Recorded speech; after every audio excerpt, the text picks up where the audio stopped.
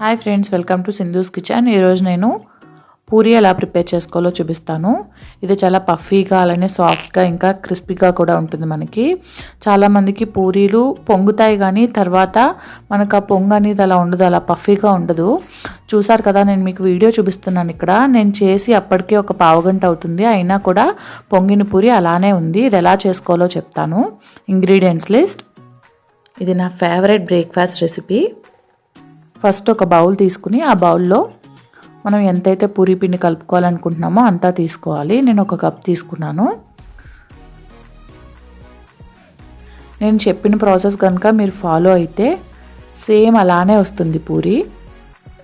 రుచికి సరిపడా సాల్ట్ వేసుకోవాలి. వేసుకుని ఒకసారి చేత్తో మిక్స్ చేసేసుకోవాలి. పఫీగా ఉంటుంది, అలాగే క్రిస్పీగా ఉంటుంది.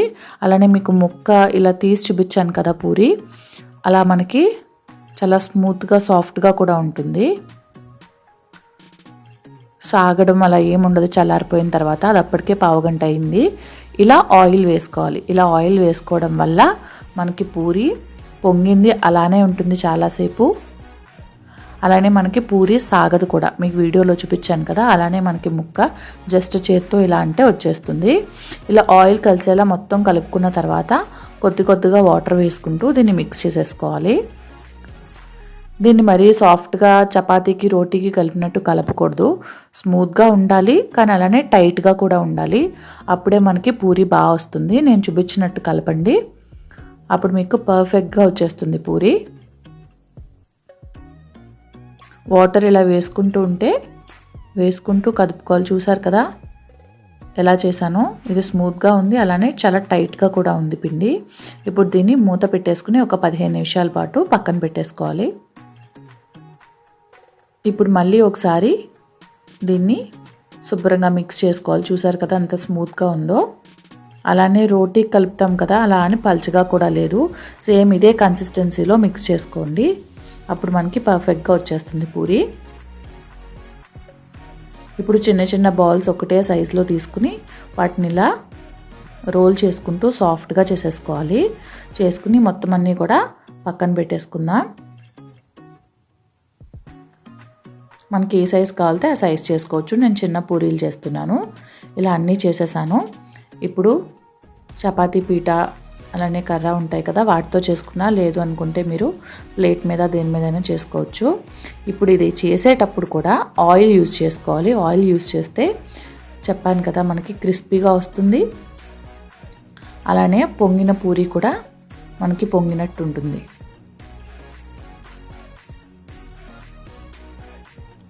ఇలా అన్ని సైడ్స్ తిప్పుకుంటూ పూరి చేసుకోవాలి. అప్పుడు ఈవెన్గా వస్తుంది.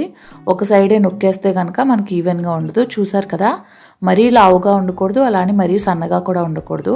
నేను చూపించాను కదా మీకు, అంతా అలానే ఉంచుకోవాలి. మరీ సన్నగా అంటే పల్చగా చేసుకోకూడదు. పల్చగా చేసేసిన అలానే మరీ దలసరగా ఉన్నా మనకు పూరి బాగోదు. చూపిస్తున్నాను, ఇంకొక పూరి చూపిస్తున్నాను చూడండి. ఇలానే మొత్తం అంతా ఈవెన్గా అటు ఇటు తీసుకుంటూ చేసుకోవాలి. చూసారు కదా, ఇలానే ఉండాలి. సేమ్ పక్క పక్కన వేసుకోవాలి. ఒకదాని మీద ఒకటి వేస్తే మనం ఆయిల్తో చేస్తున్నాం కాబట్టి స్టిక్కీగా ఒకదానికొకటి అతుక్కుపోతాయి. కాబట్టి మనం ఏదన్నా పెద్ద పళ్ళెం లాంటిది తీసుకుని పూరీలన్నీ అలా విడివిడిగా ఒకదాని పక్కన ఒకటి వేసుకోవాలి. ఇలానే అన్ని పూరీలు కూడా చేసేసుకోవాలి. చాలామంది అలా పిండి పెట్టేసి అక్కడ మట్టికి అలా చేసేస్తారు పూరీని. అలా కాకుండా ఇలా కదుపుకుంటూ చేస్తే మనకి ఈవెన్గా అవుతుంది పూరి. ఇది నాకు నా ఫ్రెండ్ చెప్పింది, అనీషా అని. ఇలా ఆయిల్ది ఇది వరకు నేను ఇలా ఆయిల్ యూజ్ చేసేదాన్ని కాదు. ఇప్పుడు ఫ్లేమ్ హైలో ఉంచుకుని ఆయిల్ బాగా మరగాలి. మరిగిన తర్వాతే పూరి వేయాలి, లేదంటే మనకి పూరి పొంగదు. ఇప్పుడు ఇలా గరిటె తీసుకుని దాంతో ఇలా ఒత్తుకుంటే మనకు ఆయిల్లో పూరి చక్కగా పొంగిపోతుంది. ఇలా పొంగిపోయిన తర్వాత ఇంకొక సైడ్కి కూడా తిప్పుకుని దీన్ని జస్ట్ 1 మినిట్లో మనకి ఇది వేగిపోతుంది. టైం పట్టదు. ఎక్కువసేపు వేపేస్తే మనకి బాగా క్రిస్పీగా అయిపోతుంది, అలా బాగోదు పూరి. ఇలా జస్ట్ ఈ కలర్ వచ్చే వరకు ఉంచుకుని తీసేసుకుంటే సరిపోతుంది. ఈ విధంగా అన్ని పూరీలు కూడా వేయించేసుకోవాలి. చూసారు కదా ఎంత పర్ఫెక్ట్గా మనకి పూరీ రెడీ అయిపోయిందో. ఇలా గరిటతో కనుక అనుకుంటూ ఉంటే మనకి పూరీ పొంగుతుంది. చూసారు కదా ఎంత చక్కగా పొంగిపోయిందో పూరీ. అలాగే ఇలా పొంగింది కూడా మనకి చాలాసేపు ఉంటుంది. మనకి వెంటనే చాలామందికి పూరీ చేశాక కిందకి అణిగిపోతుంది, ఇది అనగదు. పిల్లలు కూడా ఇష్టంగా తింటారు. ఇలా చేసి పెట్టండి. మీకు నా వీడియో నచ్చినట్లయితే లైక్ చేయండి, షేర్ చేయండి, కామెంట్ చేయండి. అలాగే సబ్స్క్రైబ్ చేయడం మర్చిపోకండి. Thank you friends.